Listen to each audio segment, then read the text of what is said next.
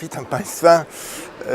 Dziwna sprawa, bo o rzeczach poważnych dyskutujemy na podstawie sprawy absolutnie niepoważnej, która wzbudziła jakąś sensację w sieci, mianowicie na temat umowy CETA. Otóż mówię, że to jest sprawa śmieszna, ponieważ ja sobie nie przypominam, że widział w sklepie jakikolwiek wyrób kanadyjski. Jak ktoś chce kupić w sklepie kij hokejowy, to też nie jest kanadyjski, tylko czeski na ogół. Więc nie bardzo wiem, o co w ogóle w tej całej sprawie chodzi. Żywność genetycznie modyfikowaną jemy od 10 lat i jakoś żyjemy. Także cała ta sprawa jest, powtarzam, czysto abstrakcyjna i dyskutujemy o sprawach abstrakcyjnych na podstawie przykładu, nie mającego żadnego znaczenia. Ale pomówmy o sprawach zasadniczych. Otóż sprawa zasadnicza jest taka, że przeciwko CETA byli się praktycznie wyłącznie socjaliści.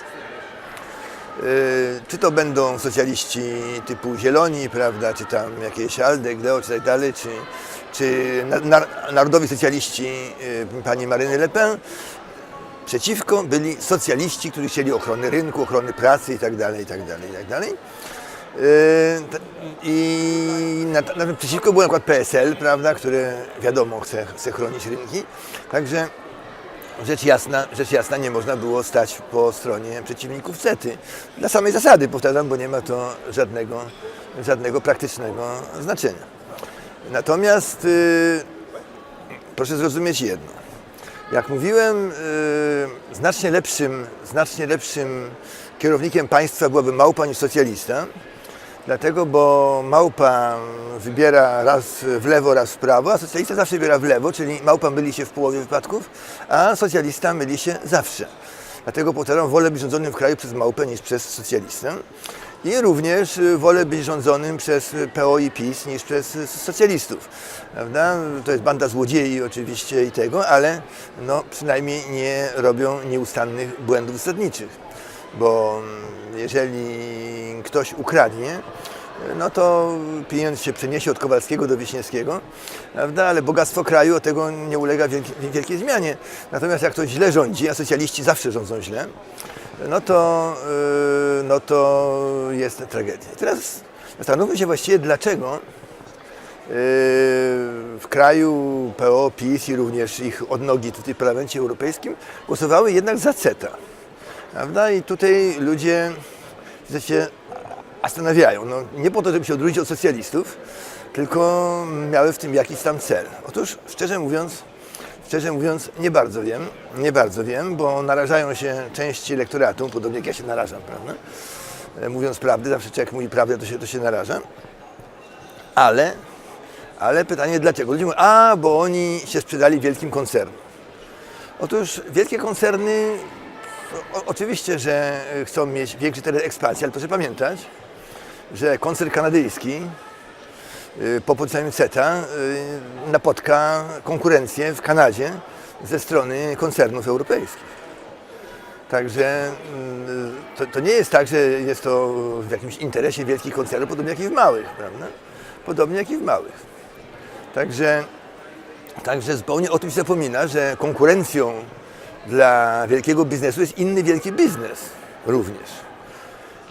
Ludzie często rozumują tak, że wielki biznes ma jakieś wspólne interesy. Jakieś tam wspólne ma oczywiście, ale między nimi trwa zażarta walka. Ja pamiętam kiedyś we Wrocławiu, byłem wtedy chyba posłem w Polsce i ku ogólnemu zdumieniu zobaczyliśmy protest przeciwko budowie supermarketu Reala, a na czele szedł poseł z Zielonych zresztą, poseł obecnej Platformy Obywatelskiej, powiedzmy wtedy Unii Wolności, prawda? No, dlaczego oni są przeciwko budowie supermarketu Reala? No, dlatego, że oni mieli udziały i popierali Auchan, który miał o kilometr dalej, prawda, miał swój supermarket, prawda? I to jest dla nich konkurencja. No, to jest dla nich konkurencja.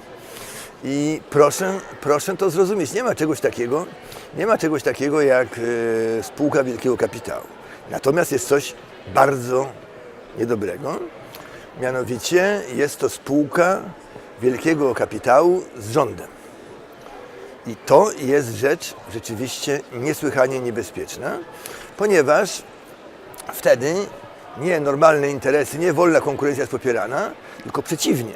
Wielki biznes popiera zniszczenie konkurencji, bo wielki biznes się boi konkurencji średnich przedsiębiorstw, po trosze i małych, boi się ich konkurencji i stara się, żeby rząd, dla dobra konsumenta oczywiście, zabronił tym firmom się odpowiednio rozwijać. A to się daje jakieś takie wymogi, no powiedzmy sobie, widzieliście Państwo od 20 lat jakąś nową firmę samochodową na świecie, pomijam Chiny, prawda, Japonię i tak dalej, w kraju białego człowieka?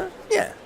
Dlatego, bo wielkie firmy samochodowe dają w łapę urzędnikom państwowym, żeby ci wymagali, żeby ten nowy samochód, który ma wejść na rynek, spełnia warunki, tam homologację, prawda, przepisy, 20 czy 10 samochodów trzeba rozbić o mur, żeby sprawdzić, że on jest bezpieczny w każdej szybkości. No i żadna mała firma, która ma wejść na rynek, tego wymogu spełnić nie może. Prawda? I dlatego nie powstają nowe firmy. I to jest zmowa wielkich firm z państwem. I to jest groźne. I to jest groźne, że państwo zamiast stać po stronie konsumenta, stać po stronie sprawiedliwości, państwo staje po stronie firm. Wszystko jedno, jakich małych, średnich czy dużych, staje po stronie producentów. Stoi na stanowisku, co jest dobre dla General Motors, jest dobre dla Stanów Zjednoczonych. Otóż to nie jest prawdą. To nie jest prawdą i z tym stanowiskiem musimy walczyć. To jest to, co nas różni od nowoczesnej.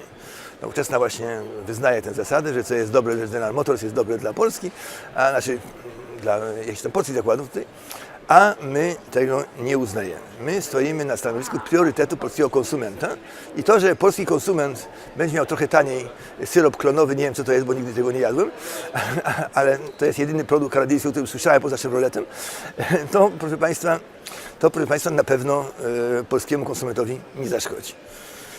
Dziękuję za uwagę.